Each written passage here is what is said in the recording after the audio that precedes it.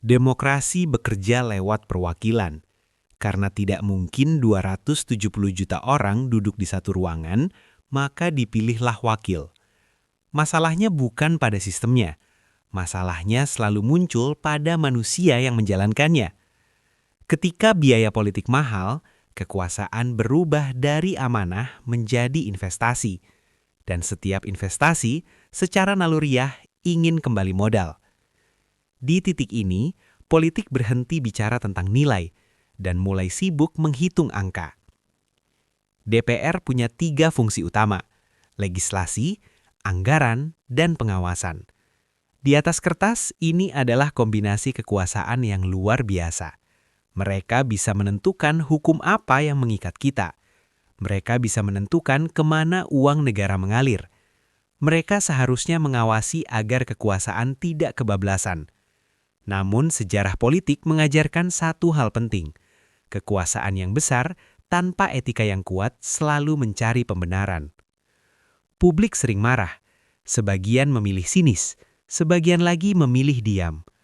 Ada yang berkata, semua juga sama. Ada yang berkata, sudahlah, mau bagaimana lagi? Tapi diam dalam demokrasi bukan netral. Diam adalah bentuk persetujuan paling sunyi. Dan sistem yang buruk tidak runtuh karena dilawan, tapi karena dibiarkan. Pemilu datang 5 tahun sekali. Harapan selalu diriset.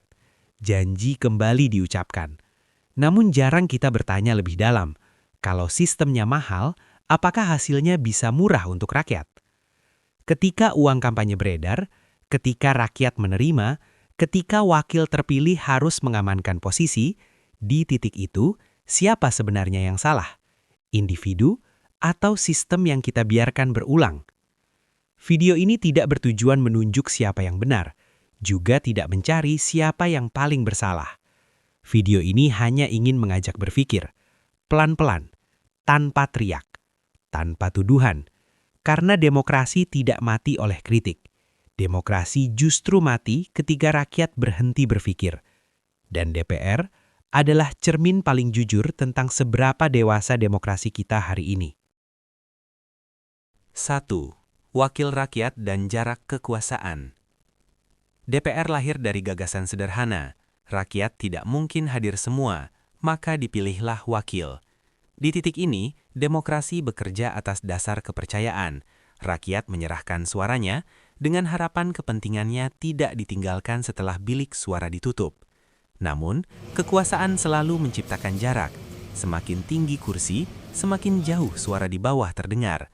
Bukan karena sengaja menutup telinga, tetapi karena ruang kekuasaan memiliki bahasa sendiri, bahasa prosedur, kepentingan, dan kompromi. Disinilah dilema DPR dimulai. Ia diharapkan menjadi jembatan, tapi sering terasa seperti tembok. Bukan sepenuhnya salah wakil, bukan sepenuhnya salah rakyat. Ini adalah konsekuensi ketika kekuasaan dan jarak tumbuh bersamaan.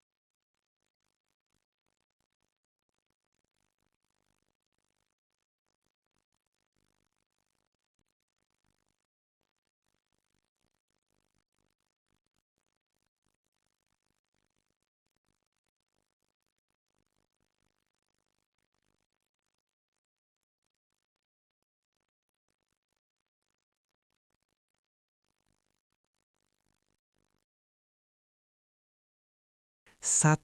Wakil rakyat dan jarak kekuasaan. DPR lahir dari gagasan sederhana, rakyat tidak mungkin hadir semua, maka dipilihlah wakil. Di titik ini, demokrasi bekerja atas dasar kepercayaan. Rakyat menyerahkan suaranya dengan harapan kepentingannya tidak ditinggalkan setelah bilik suara ditutup. Namun, kekuasaan selalu menciptakan jarak.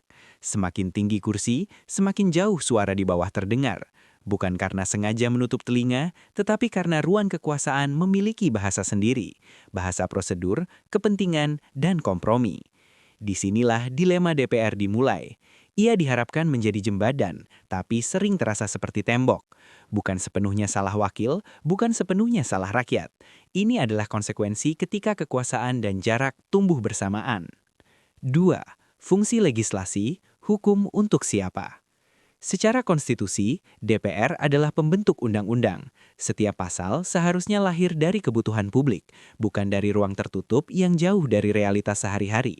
Hukum idealnya menjadi pelindung, bukan alat tawar-menawar. Namun dalam praktek, hukum sering terasa asing bagi rakyatnya sendiri. Bahasa hukum sulit dipahami, prosesnya tak terlihat, dan dampaknya baru terasa ketika sudah mengikat. Di titik ini, rakyat sering bertanya setelah semuanya terlambat. Pertanyaan filosofisnya bukan siapa yang membuat hukum, tetapi untuk siapa hukum itu dibuat. Ketika hukum terasa berat ke bawah dan lentur ke atas, maka yang dipertanyakan bukan hanya pasalnya, tapi nurani pembuatnya. 3. Fungsi anggaran, uang publik, dan kepentingan.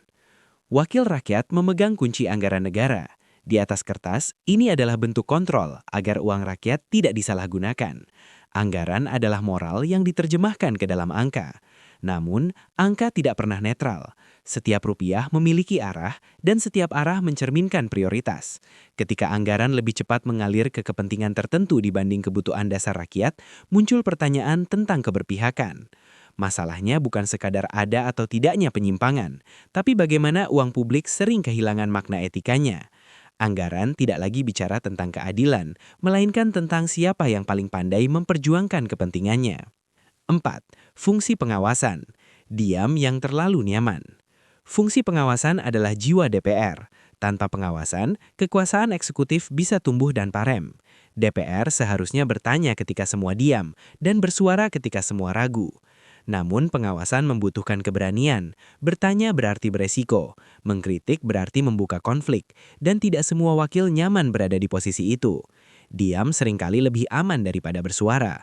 Di titik inilah publik mulai curiga, ketika kesalahan terasa jelas, tapi respons terasa lemah. Pengawasan yang tumpul bukan selalu karena tidak tahu, tapi karena terlalu banyak hal yang ingin dijaga selain kepentingan rakyat. 5. Kinerja, antara statistik dan persepsi. Kinerja DPR sering dibela dengan angka, jumlah rapat, jumlah undang-undang, jumlah kunjungan kerja. Secara administratif, semua terlihat berjalan. Secara laporan, semuanya tampak rapi. Namun rakyat menilai dengan cara berbeda, bukan dari grafik tapi dari dampak. Apakah hidup terasa lebih adil? Apakah suara lebih didengar? Apakah hukum terasa melindungi? Disinilah jarak antara data dan realitas muncul. Kinerja sejati bukan soal seberapa sibuk lembaga, tapi seberapa relevan kehadirannya bagi rakyat. Ketika rakyat hanya ingat DPR saat kontroversi muncul, itu bukan semata soal persepsi. Itu sinyal kepercayaan yang sedang diuji. 5. Kinerja, antara statistik dan persepsi. Kinerja DPR sering dibela dengan angka, jumlah rapat, jumlah undang-undang, jumlah kunjungan kerja. Secara administratif, semua terlihat berjalan. Secara laporan, semuanya tampak rapi. Namun rakyat menilai dengan cara berbeda, bukan dari grafik tapi dari dampak. Apakah hidup terasa lebih adil? Apakah suara lebih didengar? Apakah hukum terasa melindungi? Disinilah jarak antara data dan realitas muncul. Kinerja sejati bukan soal seberapa sibuk lembaga, tapi seberapa relevan kehadirannya bagi rakyat. Ketika rakyat hanya ingat DPR saat kontroversi muncul, itu bukan semata soal persepsi. Itu sinyal kepercayaan yang sedang diuji. 6. Politik uang, rahasia yang terlalu terbuka. Politik uang sering disebut rahasia umum.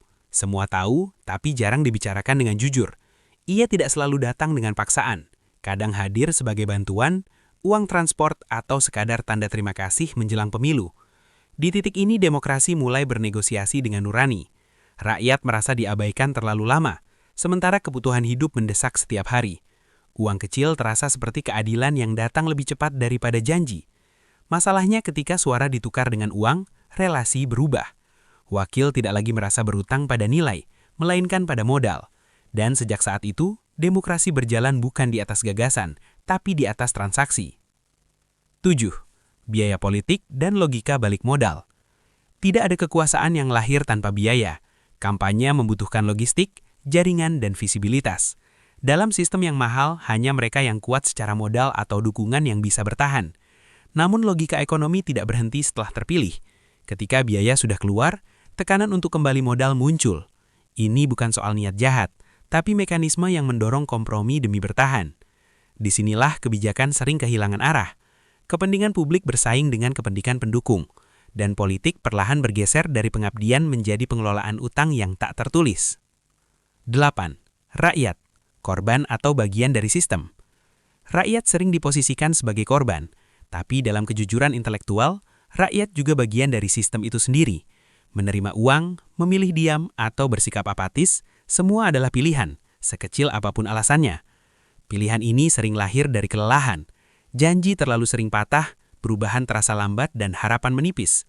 Dalam kondisi seperti itu, idealisme menjadi barang mewah. Namun demokrasi tidak pernah benar-benar rusak dari atas saja. Ia retak karena toleransi di bawah. Ketika praktik keliru dianggap wajar, sistem pun menemukan alasan untuk terus hidup. 9. DPR dan etika kekuasaan. Etika bukan sekadar aturan tertulis. Ia adalah rem batin yang bekerja bahkan saat tidak diawasi. DPR sebagai lembaga seharusnya tidak hanya taat prosedur, tapi juga menjaga moral publik. Masalahnya etika tidak bisa dipaksakan lewat undang-undang.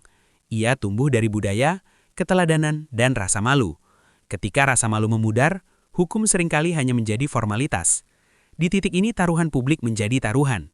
Tanpa etika, legitimasi runtuh perlahan. Dan lembaga sebesar apapun jika kehilangan kepercayaan, hanya tinggal bangunan tanpa wibawa. 10. Kritik, ancaman, atau tanda cinta. Kritik terhadap DPR sering dianggap sebagai serangan. Padahal dalam demokrasi sehat, kritik adalah tanda keterlibatan. Yang berbahaya bukan suara keras, tapi keheningan panjang. Masyarakat yang berhenti mengkritik bukan berarti puas. Bisa jadi mereka lelah atau merasa tidak lagi didengar. Dan sejarah menunjukkan apatisme adalah awal dari kerusakan yang lebih besar. Maka kritik seharusnya dibaca sebagai peringatan, bukan permusuhan. Karena demokrasi yang matang bukan yang bebas dari kritik, melainkan yang mampu. 10. Kritik, ancaman, atau tanda cinta. Kritik terhadap DPR sering dianggap sebagai serangan. Padahal dalam demokrasi sehat, kritik adalah tanda keterlibatan. Yang berbahaya bukan suara keras, tapi keheningan panjang. Masyarakat yang berhenti mengkritik bukan berarti puas. Bisa jadi mereka lelah atau merasa tidak lagi didengar. Dan sejarah menunjukkan apatisme adalah awal dari kerusakan yang lebih besar. Maka kritik seharusnya dibaca sebagai peringatan, bukan permusuhan. Karena demokrasi yang matang bukan yang bebas dari kritik, melainkan yang mampu belajar darinya. 11. Kepercayaan yang tidak bisa dipaksa. Kepercayaan publik tidak lahir dari pidato, baliho, atau slogan. Ia tumbuh pelan dari konsistensi sikap dan keberpihakan yang terasa nyata. DPR tidak bisa menuntut kepercayaan, ia hanya bisa membuktikannya. Masalahnya kepercayaan adalah modal yang mudah habis tapi sulit diisi ulang. Sekali rakyat merasa dikhianati, setiap kebijakan akan dibaca dengan kecurigaan. Bahkan niat baik pun bisa terdengar seperti pembelaan diri. Di titik ini DPR menghadapi ujian paling sunyi. Bukan soal aturan, tapi soal keyakinan publik. Karena tanpa kepercayaan, kewenangan hanya tinggal formalitas hukum. 12. Citra, pencitraan, dan realitas. Di era media, citra sering lebih cepat menyebar daripada kinerja. Potongan video, pernyataan singkat, dan simbol kepedulian mudah viral. Namun citra hanya kuat jika ditopang realitas. Ketika pencitraan terlalu dominan, publik menjadi skeptis.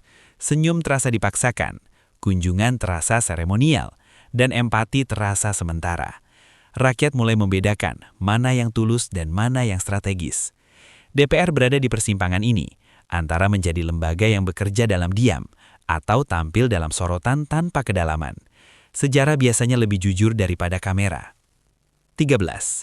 Media, opini, dan persepsi publik. Media adalah cermin sekaligus pembesar. Ia bisa mengangkat kinerja, tapi juga memperjelas kesalahan. DPR tidak bisa mengontrol sepenuhnya bagaimana ia dilihat, tapi bisa menentukan bagaimana ia bertindak. Ketika komunikasi buruk, ruang diisi oleh prasangka. Ketika klarifikasi terlambat, narasi lain terlanjur tumbuh. Disinilah pentingnya transparansi, bukan sekedar reaksi defensif. Opini publik bukan musuh. Ia adalah konsekuensi dari demokrasi terbuka. Dan lembaga yang matang tidak sibuk melawan opini, melainkan memperbaiki perilaku yang melahirkannya. 14. Legitimasi moral di atas legitimasi hukum. Secara hukum, DPR sah karena dipilih lewat pemilu, tapi legitimasi hukum tidak selalu sejalan dengan legitimasi moral.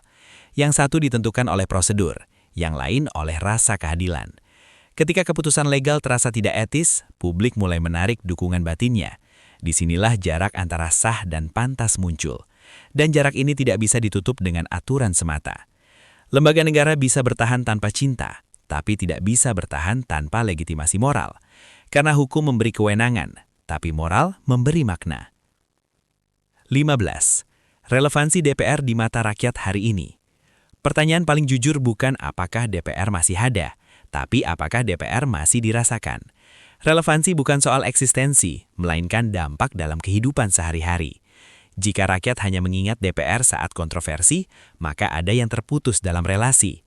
Wakil dan yang diwakili tidak lagi berjalan searah, meski masih berada dalam satu sistem. Relevansi tidak bisa dipaksakan lewat wacana, ia harus diperjuangkan lewat kerja nyata. Karena pada akhirnya, rakyat tidak menuntut kesempurnaan, mereka hanya ingin didengar dan diperjuangkan. 16. Sumpah jabatan dan beban kata-kata. Setiap anggota DPR memulai tugasnya dengan sumpah. Kata-kata yang diucapkan atas nama Tuhan, negara, dan rakyat. Di momen itu, jabatan bukan sekadar posisi, tapi janji moral. Namun, sumpah hanya kuat sejauh ia diingat. Ketika rutinitas kekuasaan datang, ketika kompromi terasa biasa, sumpah sering berubah menjadi formalitas pembuka karir. Bukan dilanggar secara terbuka, tapi dilupakan perlahan. Padahal, sumpah bukan untuk publik, melainkan untuk nurani sendiri. Dan nurani adalah hakim paling keras. Ia tidak bersidang, tapi selalu mencatat. 17. Kekuasaan dan godaan yang tidak terlihat. Kekuasaan jarang datang dengan wajah kasar. Ia hadir rapi, sopan, dan penuh alasan. Ia membujuk lewat peluang, relasi, dan rasa aman. Tidak memaksa, tapi menawarkan. Di titik ini, pilihan menjadi personal. Tidak semua godaan ditolak karena salah, dan tidak semua kompromi terasa jahat. Tapi justru di wilayah abu-abu inilah integritas diuji. DPR sebagai lembaga tidak jatuh karena satu keputusan besar. Ia terkikis oleh banyak keputusan kecil yang dibiarkan tanpa refleksi. 18. Individu di dalam sistem besar. Sering dikatakan, ini salah sistem. Pernyataan itu tidak sepenuhnya keliru. Sistem memang membentuk perilaku, tapi sistem tidak pernah berjalan tanpa individu. Setiap anggota DPR tetap punya ruang memilih, sekecil apapun. Memilih bicara atau diam, memilih memperjuangkan atau menyesuaikan diri. Pilihan-pilihan ini mungkin tidak viral, tapi menentukan arah lembaga. Sistem boleh kuat, tekanan boleh besar, tapi tanggung jawab moral tetap bersifat pribadi. Disitulah martabat wakil rakyat diuji, bukan di panggung, tapi di ruang batin. 19. Nurani sebagai benteng terakhir. Ketika aturan bisa dinegosiasikan, ketika pengawasan melemah, hanya satu hal yang tersisa, nurani. Ia tidak bisa dibeli, tapi bisa dibungkam jika terlalu sering diabaikan. Nurani yang hidup akan gelisah saat kepentingan publik dikalahkan. Ia tidak selalu berteriak, tapi menolak untuk tenang. Dan kegelisahan itu seharusnya menjadi alarm bagi kekuasaan. Lembaga negara yang besar bisa runtuh tanpa perlawanan jika nuraninya mati. Karena tanpa nurani, kekuasaan hanya bergerak atas dasar kepentingan. 20. Pilihan yang akan diingat sejarah. Sejarah tidak mencatat semua nama, tapi ia selalu mencatat pola. Ia mengingat masa ketika wakil rakyat memilih diam dan masa ketika mereka berani berbeda. Setiap anggota DPR sedang menulis jejaknya sendiri, sadar atau tidak. Bukan hanya lewat undang-undang, tapi lewat sikap. Sejarah tidak bertanya seberapa sibuk seseorang, tapi seberapa berani ia berdiri. Dan pada akhirnya, jabatan akan berakhir, kursi akan berganti, tapi pilihan moral akan tinggal, menjadi bagian dari cerita panjang tentang demokrasi dan tanggung jawab. 16. Sumpah jabatan dan beban kata-kata. Setiap anggota DPR memulai tugasnya dengan sumpah. Kata-kata yang diucapkan atas nama Tuhan, negara, dan rakyat. Di momen itu, jabatan bukan sekadar posisi, tapi janji moral. Namun, sumpah hanya kuat sejauh ia diingat. Ketika rutinitas kekuasaan datang, ketika kompromi terasa biasa, sumpah sering berubah menjadi formalitas pembuka karir. Bukan dilanggar secara terbuka, tapi dilupakan perlahan. Padahal, sumpah bukan untuk publik, melainkan untuk nurani sendiri. Dan nurani adalah hakim paling keras. Ia tidak bersidang, tapi selalu mencatat. 17. Kekuasaan dan godaan yang tidak terlihat. Kekuasaan jarang datang dengan wajah kasar. Ia hadir rapi, sopan, dan penuh alasan. Ia membujuk lewat peluang, relasi, dan rasa aman. Tidak memaksa, tapi menawarkan. Di titik ini, pilihan menjadi personal.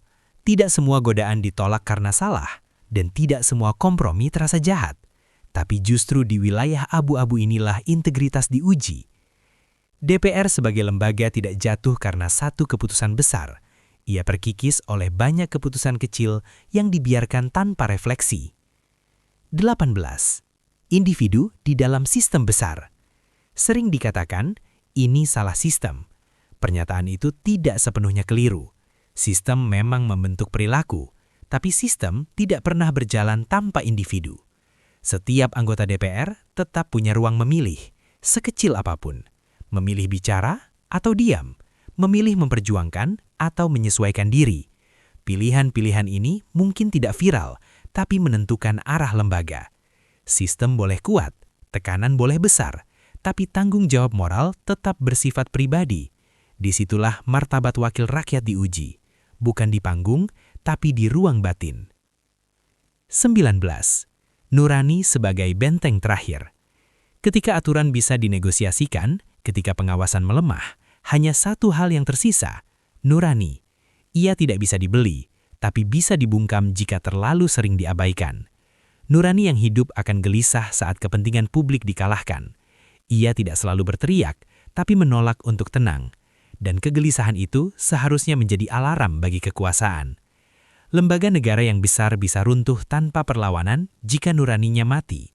Karena tanpa nurani, kekuasaan hanya bergerak atas dasar kepentingan. 20. Pilihan yang akan diingat sejarah. Sejarah tidak mencatat semua nama, tapi ia selalu mencatat pola. Ia mengingat masa ketika wakil rakyat memilih diam dan masa ketika mereka berani berbeda. Setiap anggota DPR sedang menulis jejaknya sendiri, sadar atau tidak. Bukan hanya lewat undang-undang, tapi lewat sikap.